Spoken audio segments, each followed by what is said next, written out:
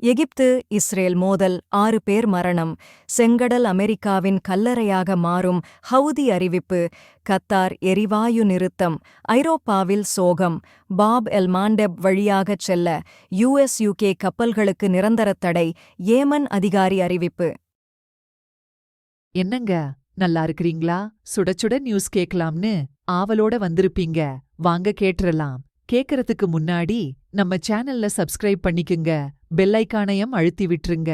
வாங்க செய்திக்குள்ள போலாம். எகிப்து மற்றும் இஸ்ரேல் எல்லையில் நடந்த மோதலில் 3 இஸ்ரேல் இராணுவ வீரர்களும் ஒரு எகிப்திய அதிகாரியும் பலி. ஏற்கெனவே சமீபத்தில் நடந்த சண்டையில் 4 பேர் இறந்துள்ளனர் என்பது குறிப்பிடத்தக்கது. எல்லை தாண்டி இராணுவ சாவடி மீது தாக்குதல் நடத்தியது எகிப்து அதிகாரி என்று இஸ்ரேல் இராணுவம் விளக்கமளித்துள்ளது. இரு நாடுகளுக்கும் இடையிலான எல்லைக்கு அருகே எகிப்திய பாதுகாப்பு அதிகாரி ஒருவர் சம்பந்தப்பட்ட அரிய துப்பாக்கிச் சண்டையில் 3 இஸ்ரேலிய வீரர்கள் கொல்லப்பட்டனர். ஒரு எல்லை இராணுவ சாவடியை பாதுகாத்து வந்த 2 இஸ்ரேலிய துருப்புக்கள், ஒரு ஆண் மற்றும் ஒரு பெண், அதிகாலையில் நேரடி துப்பாக்கிச் சூட்டில் இறந்து கிடந்தனர். சில மணி நேரங்களுக்குப் பிறகு அப்பகுதியில் தேடுதல் வேட்டையில் ஈடுபட்டபோது துப்பாக்கிச் சண்டையில் ஈடுபட்டதாக இஸ்ரேலிய இராணுவம் கூறியது. இந்த துப்பாக்கிச் சூட்டில் ஒரு எகிப்திய பாதுகாப்பு அதிகாரியும் 3வது இஸ்ரேலிய சிப்பாய் ஒருவரும் கொல்லப்பட்டனர். ஒரு அறிக்கையில் இஸ்ரேலிய இராணுவம் எகிப்திய அதிகாரியை ஒரு தாக்குதல்காரர் என்றும் அவர் தனது துருப்புக்களுடன் துப்பாக்கிச் சூடு நடத்திக் கொண்டிருந்தார் என்றும் விவரித்தது. இஸ்ரேலில் அதிகாரி ஒருவர் உயிரிழந்ததை எகிப்து இராணுவம் உறுதி செய்துள்ளது. போதைப் பொருள் கடத்தல்காரர்களை போலீசார் துரத்தும்போது அவர் எல்லை தாண்டியதாக அது கூறியது. பின்னர் அவர் துப்பாக்கிச் சூட்டில் ஈடுபட்டார். அதில் அவரும் 3 இஸ்ரேலியர்களும் கொல்லப்பட்டனர். மேலும் 2 காயமடைந்தனர். எகிப்திய இராணுவத்தின் முழு ஒத்துழைப்புடன் விசாரணை நடத்தப்பட்டு வருவதாக இஸ்ரேல் இராணுவம் தெரிவித்துள்ளது. செங்கடல் அமெரிக்காவின் கல்லறையாக மாறும் என்று அமெரிக்காவுக்கு சொந்தமான சரக்கு கப்பலை தாக்கிய ஹவுத்தி கிளர்ச்சியாளர்கள் தெரிவித்துள்ளனர்.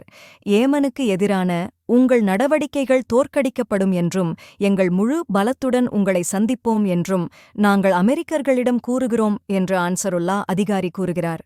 செங்கடல் அமெரிக்கர்களுக்கு ஒரு கல்லறையாக மாறும், அவர்கள் அவமானத்துடன் பிராந்தியத்தை விட்டு வெளியேறுவார்கள் என்று குறிப்பிட்டுள்ளார். காசாவில் ஹமாஸிடம் உள்ள பிணையக் கைதிகளை விடுவிக்க இஸ்ரேல் போர் அமைச்சரவை உறுப்பினர் மாபெரும் ஒப்பந்தம் செய்ய தயாராக வேண்டுமென்கிறார். இஸ்ரேலிய போர் அமைச்சரவை பார்வையாளர் அமைச்சர் காடி ஐசன்கோட் நாட்டின் தலைவர்கள் தங்களுக்கு தாங்களே பொய் சொல்வதாக குற்றம் சாட்டியுள்ளார். காசாவில் இன்னும் சிறைப்பிடிக்கப்பட்டவர்களை விடுவிக்க ஹமாஸுடன் ஒரு உடன்பாட்டை எட்ட வேண்டும் என்று கூறினார்.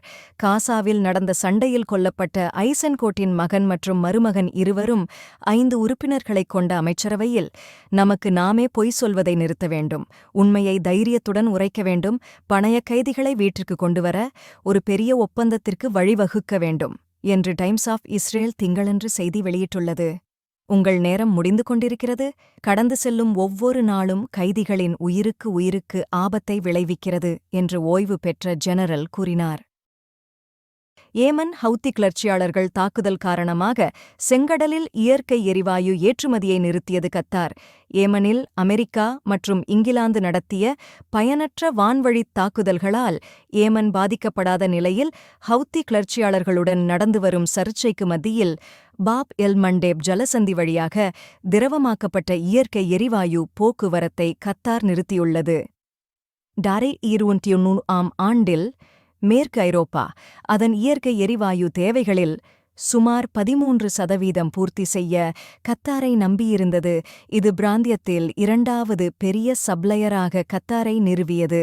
கத்தாரிலிருந்து புறப்படும் LNG கப்பல்களின் செயல்பாடுகள் நிறுத்தப்பட்டுள்ளன.